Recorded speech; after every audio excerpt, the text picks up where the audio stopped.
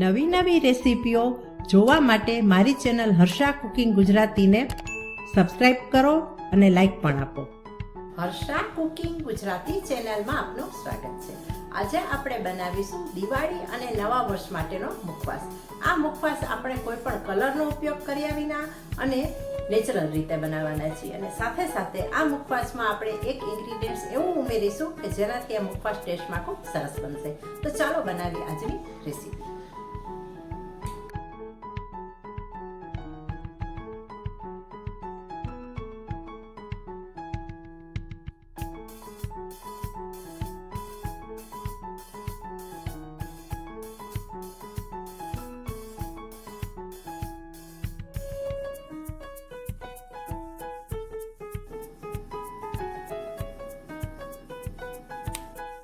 મુખવાસ બનાવવા માટે સૌ પહેલાં આપણે ઇન્ગ્રીડિયન્ટ્સ જોઈ લઈએ. અહીં 2 કપ લીલી વરિયાળી, 1 કપ સુવાદાણા, અડધો કપ અજમા અને 2 કપ સફેદ તલ લીધા છે. જુઓ, વરિયાળી આપણે આ ટાઈપની ગ્રીન લેવાની છે અને તાજી, એટલે બહુ સરસ સુગંધ પણ આવે. અને સુવાદાણા લીધા છે. તો સુવાદાણા પણ જો તમને પસંદ હોય તો લેવાના, પણ હવે શિયાળો પણ નજીક છે એટલે સુવાદાણાવાળો મુખવાસ હોય ને તો ટેસ્ટમાં પણ સરસ લાગે અને પાચન શક્તિ માટે પણ સારો, અને શરદી વગેરે હોય ને તો એના માટે પણ સારો. અને અજમા પણ એ રીતે છે, પાચન માટે સારો, અને શરદી ઉધરસ હોય કે અપોચો જેવું હોય ને તો પણ પાચનને સારું બનાવે છે. એટલે અજમા અને સુવાદાણા નાખવાથી મુખવાસ બહુ સરસ બનશે. અને તલ, સફેદ તલ આપણે લીધા છે. હવે આપણે મેથડ જોઈએ.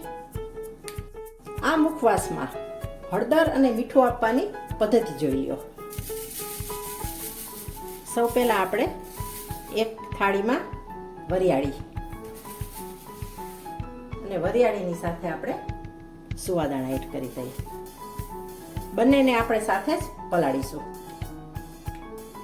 હવે તેમાં એડ કરીએ આપણે 1 ટીસ્પૂન મીઠું,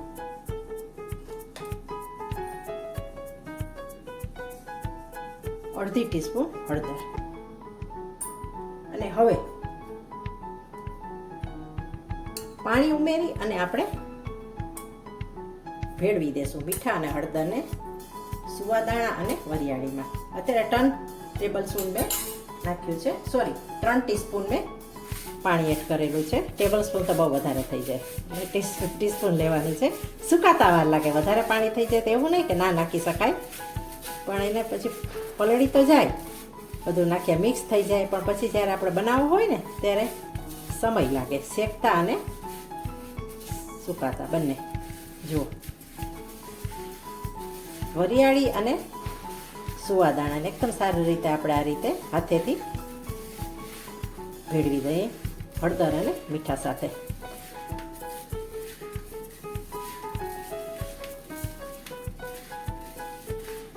આપણે પાણી એટલું એડ કરવાનું છે કે હળદર અને મીઠું છે ને એ વરિયાળી અને સુવાદાણાની અંદર સુધી આવી જાય, ખારાશ આવી જાય, એ રીતે આપણે કરવાનું છે.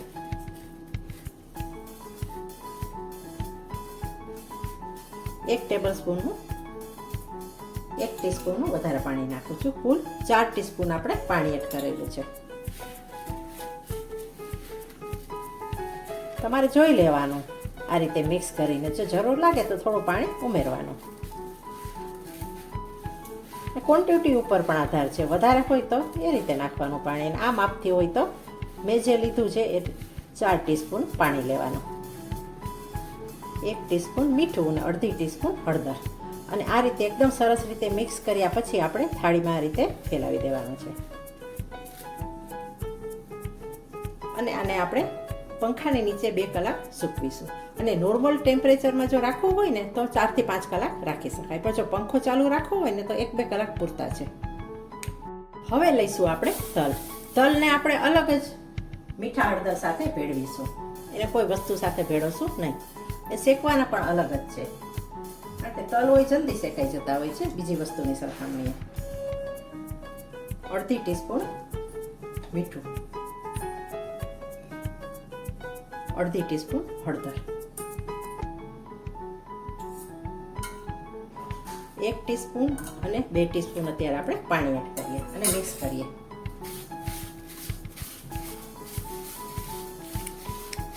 ટીસ્પૂન મેં વધારે પાણી એડ કરેલું છે, એટલે આટલા તલમાં આપણે 3 ટીસ્પૂન પાણી ઉમેરેલું છે. અને હાથેથી બધું સારી રીતે મિક્સ કરી દીધું છે. અને આને પણ આપણે વરિયાળી અને સુવાદાણાની જેમ થાળીમાં સરખું ફેલાવી દઈશું. આપણે લઈશું અજમા. અજમાને પણ આપણે તલની જેમ અલગ જ પલાળીશું. અજમામાં આપણે 1/4 ટીસ્પૂન હળદર, ઓછું માપ છે અજમાનું એટલે એ રીતે નાખશું, અડધું નહીં નાખીએ, અડધી ટીસ્પૂન. અને 1/4 ટીસ્પૂન મીઠું. અને સેમ તેમાં પણ અત્યારે આપણે 1 ટીસ્પૂન પાણી ઉમેરીએ. વસ્તુનું માપ જે પ્રમાણે હોય એ રીતે આપણે પાણી અને મસાલા નાખવાના.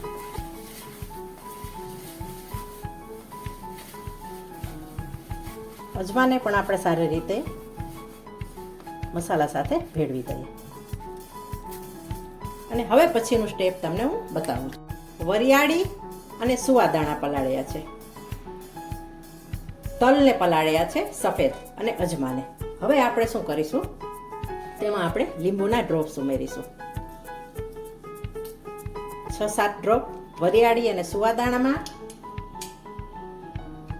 એ જ રીતે 6-7 ડ્રોપ તલમાં અને અજમામાં. અજમા ઓછા છે એટલે આપણે 4 થી 5 ડ્રોપ જ ઉમેરીશું. અને હવે સારી રીતે લીંબુને પણ મિક્સ કરી લઈએ. આ રીતે બનેલો મુખવાસ બહુ ટેસ્ટમાં સરસ લાગે છે. અને નવા વર્ષે જો મહેમાનને આ મુખવાસ બનાવીને આપશો ને તો મહેમાન પણ ખુશ થઈ જશે. અને હા, બજારના અત્યારે કલરવાળા મુખવાસ લેવા કરતાં ઘરમાં બનાવેલો મુખવાસ એકદમ હેલ્ધી હોય છે. અને ટેસ્ટમાં પણ આપણે જેવું જોઈએ તેવું આપણે બનાવી શકીએ. બહાર તો કલર નાખે છે, એસન્સ ને કલરને કેટલું બધું દેખાવ સારો બનાવવા માટે ઘણું બધું નાખતા હોય છે. પણ હેલ્થ માટે નુકસાનકારક હોય તો ઘરે આ રીતે આપણે બનાવી શકીએ. ત્રણેયમાં આ રીતે લીંબુ આપણે ભેળવી દઈએ.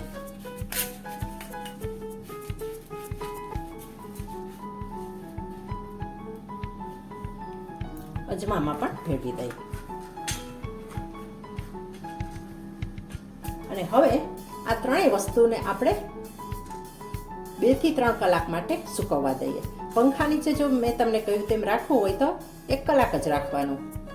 અને નોર્મલ ટેમ્પરેચરમાં જો રાખવું હોય તો વધારે સમય રાખવો પડે, 5 થી 6 કલાક.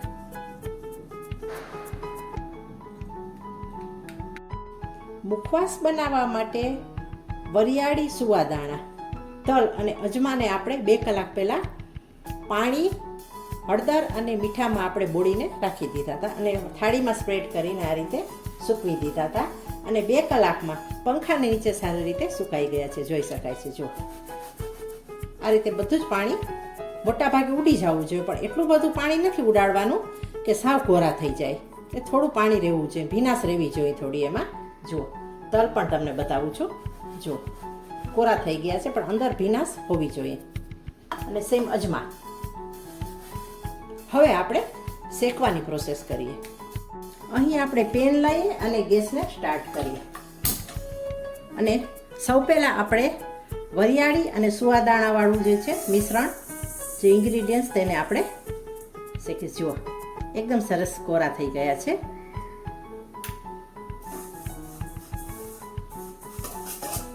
ફાસ્ટ ગેસ પર નથી શેકવાના, પણ એકદમ મીડિયમ ફ્લેમ પર આપણે શેકી લેવાના છે.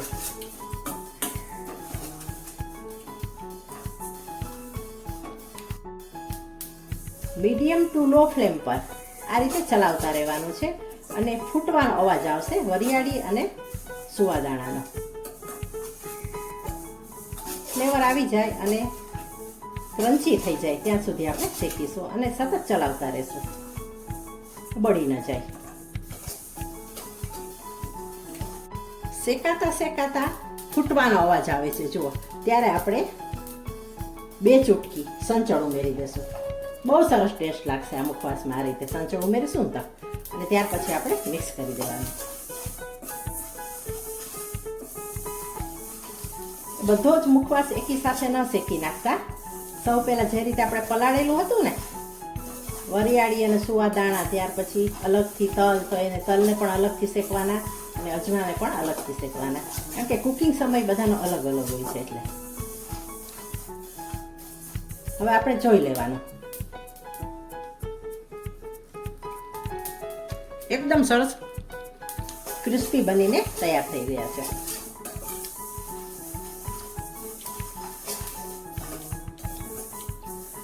જો આ રીતે શેકાઈ જવો જોઈએ, દાણો દાણો. મીઠું પણ પરફેક્ટ થયું છે. હવે આપણે સુવાદાણા અને વરિયાળીવાળા આ જે ઇન્ગ્રીડિયન્ટ છે તેને આપણે બીજા બાઉલમાં કાઢી લઈએ અને ફરીથી આપણે હવે તલ અને અજમાને પણ શેકીએ.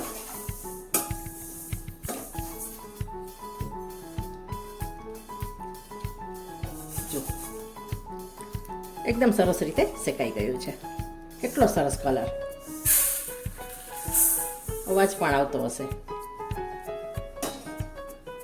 હવે આપણે અજમા એડ કરીએ.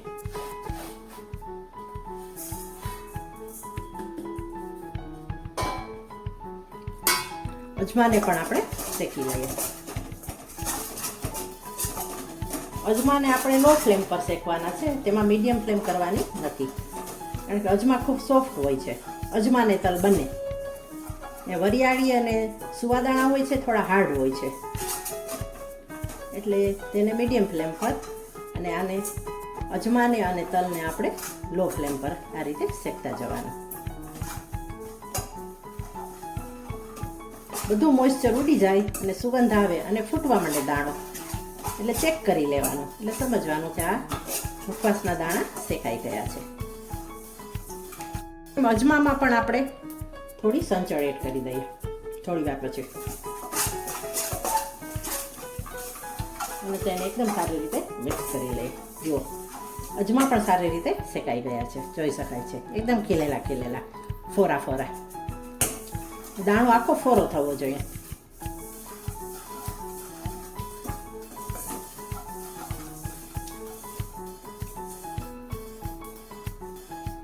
હવે દાણાને આપણે ચેક કરી લેવાનો, શેકાઈ ગયો છે કે નહીં. એકદમ સરસ.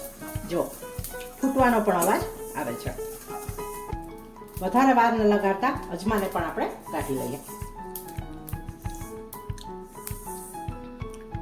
વરિયાળી અને સુવાદાણાવાળા મિશ્રણ હતું ને તેની અંદર જ આપણે એડ કરી દીધું છે. હવે એડ કરીએ આપણે આ તપેલામાં તલ.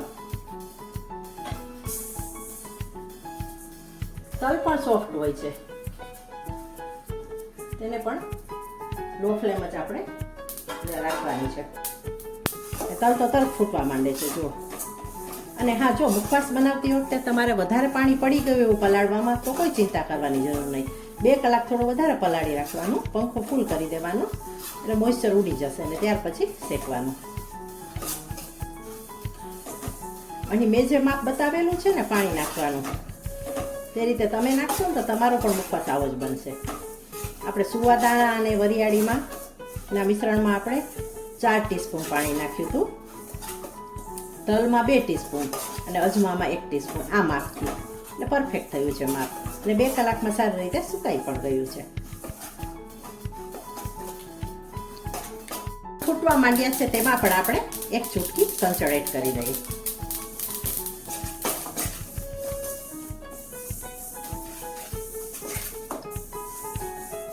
આ રીતે મિક્સ કરી લઈએ એકદમ સરસ રીતે. એકદમ સહેલી રીતે બનતો આ મુખવાસ છે.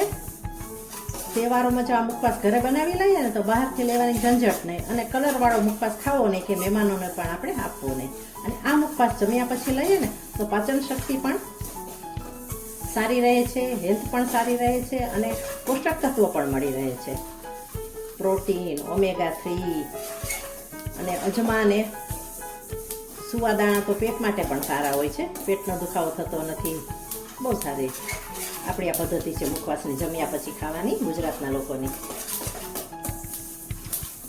બનાવીને 2 ટાઈપ બોટલમાં ભરીને રાખી દઈએ ને તો ઘણા દિવસ સુધી ચાલે, અને જમ્યા પછી લઈએ તો બીજું કાંઈ ખાવાની જરૂર ના પડે સાથે મમડવાની.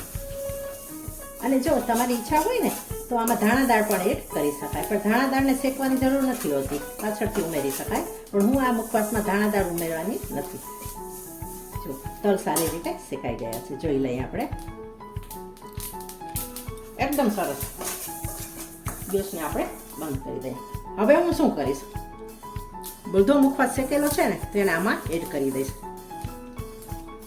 ગરમ ગરમ તપેલું છે એટલે ફરીથી ગરમ થઈ જશે બધું ને મિક્સ થઈ જશે. જો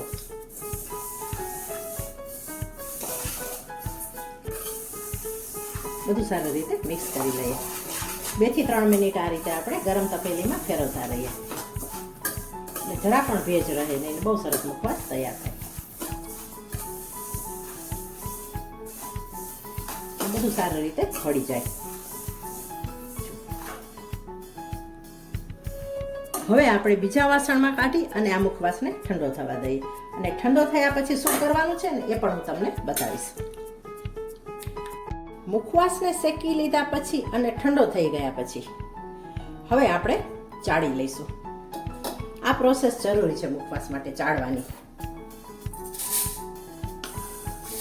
એક હવારો લેવાનો અને ચાળી લેવાનો એટલે કોઈ એક્સ્ટ્રા મીઠું કેવું હોય ને તો નીકળી જાય. જો વધારાનું હોય ને એ બધું નીકળી જાય.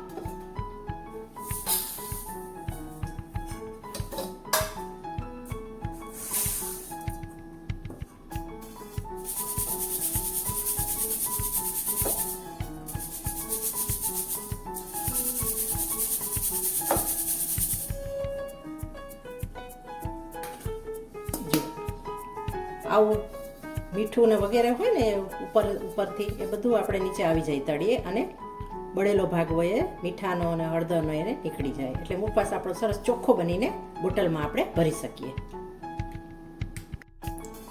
મુખવાસ શેકી લીધા પછી ઠંડો થઈ ગયા પછી આપણે ચાળી લીધો છે. જો એકદમ સરસ મુખવાસ બનીને તૈયાર થઈ ગયો છે. જો એકદમ સરસ ફોરો ફોરો ને એકદમ ક્રિસ્પી અને ટેસ્ટી.